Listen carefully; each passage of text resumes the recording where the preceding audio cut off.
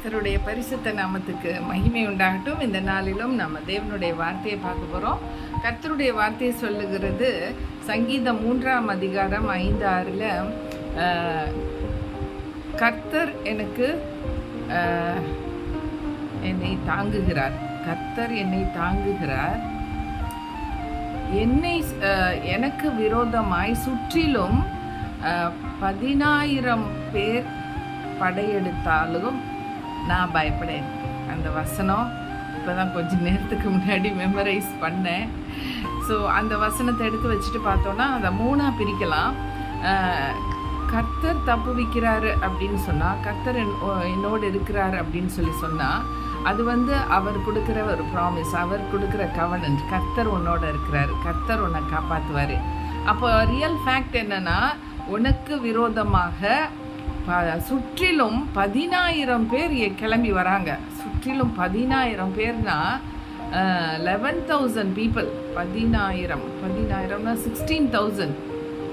16 S 11,000 இல்லை, 10,000 பேர்னா 16,000 people உனக்கு விரோதமாக சுற்றிலும் படையெடுத்து வர்றாங்க. ஆனால் நீ என்ன சொல்கிற? நான் பயப்பட மாட்டேன், நான் பயப்பட மாட்டேன். அதுதான் ஃபெய்த் கன்ஃபெஷன். ஸோ இந்த வேர்ஸை 3ஆக பிரிக்கலாம். முதல் சொல்கிறது கர்த்தர் உன்னோடு இருக்கிறார். அது தான் அவர் கொடுக்குற கவனன்ட்டு, ப்ராமிஸ். அடுத்து என்னை சுற்றிலும் 10,000 பேர் படையெடுத்து வந்தாலும் அது ரியல் ஃபேக்ட்டு. மூன்றாவதாக பிரித்து சொல்லக்கூடியது நான் பயப்படேன்னு சொல்கிறது இட்ஸ் அ ஃபெய்த் கன்ஃபெஷன். எத்தனை பேர் படையெடுத்து வந்தாலும் நான் பயப்பட மாட்டேன்னு சொல்லி இருப்போம் பார்த்தீங்களா? அதுதான் ஃபெய்த்து. கர்த்தருக்கு மகிமை உண்டாகட்டும். இன்றைக்கி இருக்கிற உலகம் இந்த மாதிரி தான் இருக்குது. யாரை விழுங்கலாம் என்று சொல்லி பிசாசு வகை தேடி வீடு வீடாக அலைகிறான், ரோடாக அலைகிறான்.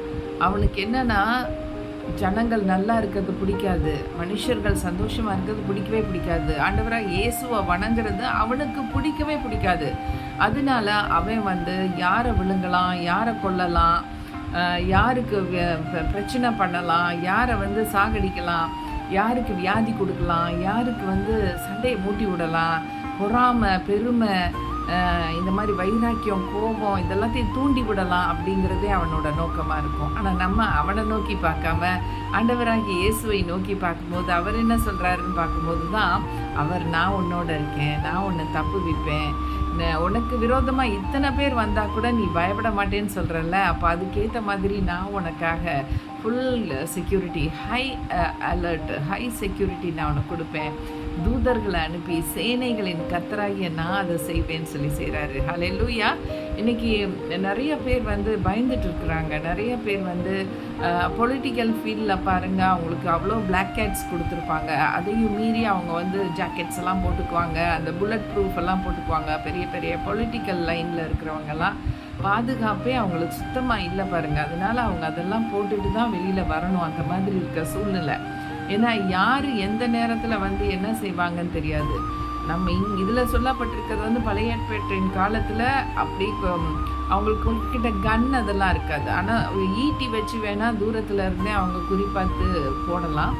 பட் ரொம்ப நெருக்கத்தில் வரவிட மாட்டாங்கல்ல. ஸோ தூரத்தில் இருந்து ரொம்ப கீனாக குறி வைத்து ரொம்ப இதாக செய்ய முடியாது. ஆனால் இப்போ இருக்கிற AK-47 இன்னும் அதை விட அதிகமான பவர்ஃபுல் கன்ஸ் அண்டு ஃபியூசில், அது ஃப்ரெஞ்சில் வாயில் வந்துருச்சு, அதுதான் கன்ஸு, இன்னும் மிசைல்ஸு, ராக்கெட்ஸ், இந்த மாதிரிலாம் வச்சுருக்காங்க. அப்போ கரெக்டாக குறிப்பாத்து கொள்றதுக்கான எல்லா வசதிகளும் இருக்குது. அப்படி இருந்தும் ஆண்டவருடைய கரத்தில் நம்ம இருந்தோன்னா அதை யார் மீறி அவரை மீறி நம்மளை எப்படி அட்டாக் பண்ண முடியும்? அது முடியவே முடியாது. கர்த்தர் அப்படியே அவங்க கண்களை குருடாக்கியிருக்காரு. நிறைய இடங்களில் பார்த்திங்கன்னா குருட்டாட்டத்தின் ஆவியினால் இது பண்ணிடுவார். அவங்களுக்கு அப்படி தடவி பார்ப்பாங்க, அவங்களுக்கு கண்டே பிடிக்க முடியாது. அந்த மாதிரி ஆதியாகமத்தில் நம்ம பார்க்குறோம் இல்லையா? அது மாதிரி இன்னும் எலிசா டைமில் கூட அந்த ஜனங்கள் எல்லாம் சிறிய படை நிரம்பி இருக்குது, சுற்றி வர இருக்கிறாங்க. யார் ஒருத்தரை மாத்திரம் அட்டாக் பண்ணுறதுக்கு வந்திருக்காங்க, அந்த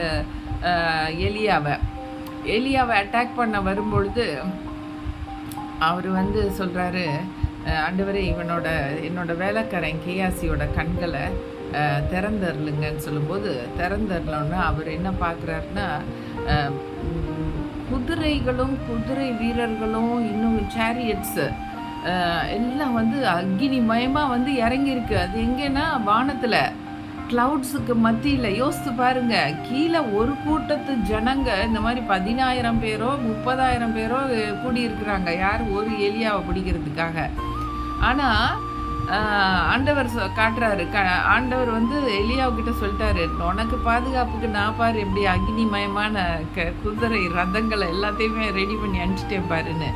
அப்போ இவருக்கு வந்து அதை பார்க்கல, இவர் கவனிக்கல.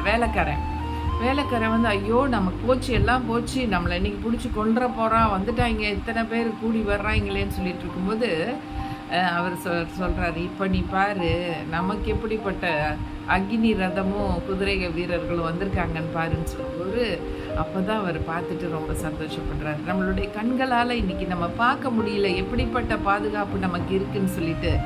தெய்வீக பாதுகாப்புங்கிறது சாதாரணம் கிடையாது. மனுஷெல்லாம் அப்படி செதறி ஓடிடுவான் ஆண்டவருடைய ப்ரொடெக்ஷனை பார்த்து. ஸோ அந்த மாதிரி ஒரு டிவைன் ப்ரொடெக்ஷனில் தான் நம்மலாம் வாழ்ந்துட்டுருக்கோம். அல்லேலூயா.